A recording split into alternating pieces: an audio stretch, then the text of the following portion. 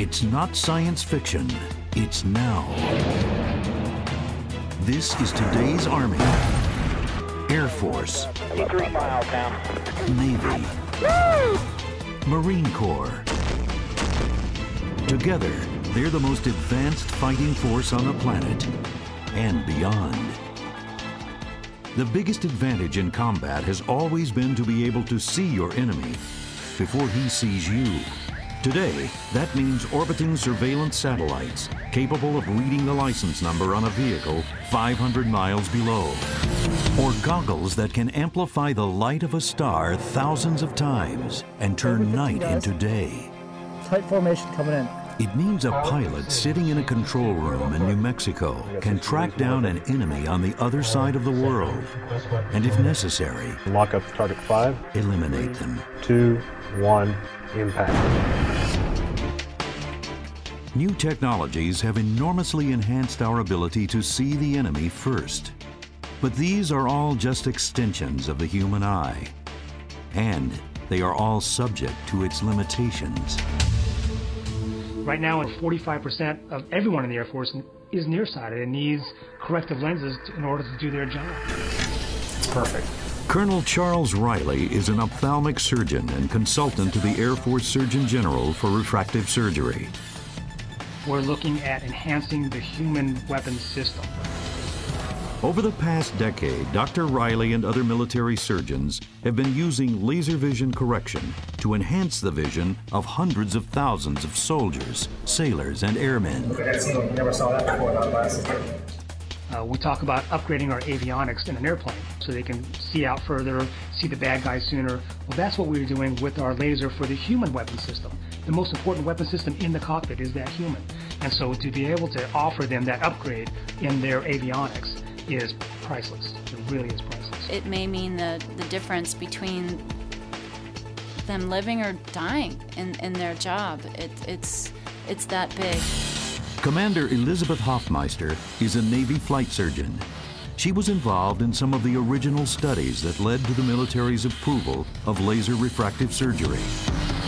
In the military, we do not consider LASIK to be a cosmetic procedure at all. It is truly a warfighter, almost like a gear issue. When we send a soldier off for deployment, that's one of the things that we as commanders have to do. We have to make sure that they are well trained, well equipped. If we can make him better and he is qualified for corrective surgery for his eyes, let's do it. General Frank Helmick is commanding general of the Army's 18th Airborne, the Rapid Deployment Force, and the deputy commanding general of U.S. forces in Iraq. He's had LASIK surgery himself.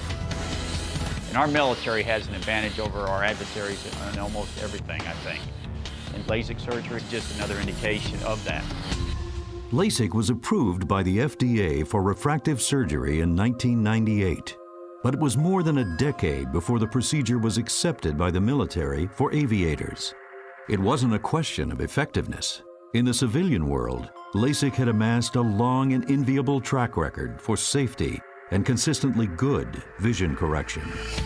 If something performs well in suburban America, that may not perform well in the middle of the heat in Afghanistan. May not perform well at 25,000 feet jumping out of a plane, may not perform well under water with explosives and concussive effects with the water, which is not necessarily something that's tested very well on the civilian side. Colonel Scott Barnes, an Army ophthalmic surgeon, was intrigued by the potential for the Army Special Forces. He began testing laser refractive surgery under extreme conditions with soldiers at the Special Operations Command at Fort Bragg. I want to make sure that I know that I've given him the best opportunity, that we, as the Army, have given him the best opportunity. And unless we've done that study ourselves, I mean, it's kind of Ronald Reagan's mantra of trust but verify. We believe that most of those things are probably correct. We just want to see it for ourselves. I was pleasantly surprised. Pleasant is perhaps not a strong enough word. It was amazing how well folks did that in all the environmental studies that we looked at. Dr. Steve Schallhorn is considered to be the founder of the military's refractive surgery program. As a former Navy Top Gun pilot, instructor, and ophthalmologist, Schallhorn was in an ideal position to see the potential and the problems. Before we'd even consider doing something that could affect their vision, we want to make sure that procedure is safe and effective. It's in all of our interest to do that.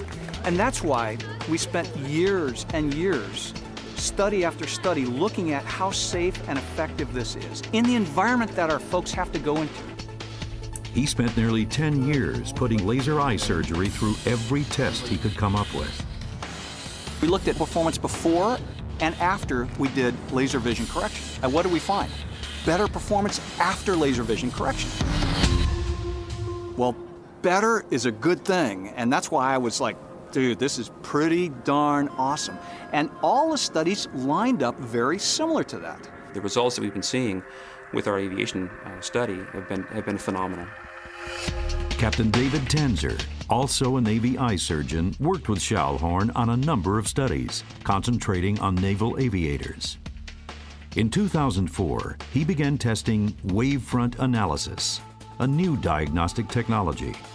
Wavefront could identify the slightest flaws in the eye's optics and then guide a laser to correct each of those defects. With the addition of wavefront analysis, Captain Tanzer and other military researchers found LASIK could routinely produce supervision well beyond what's considered normal. It's not 2020.